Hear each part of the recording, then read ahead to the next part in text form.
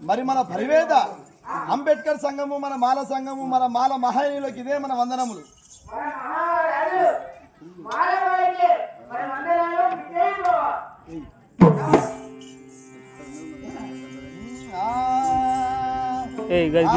చక్రవర్తి దండ పూజించు మది నింద భక్తులా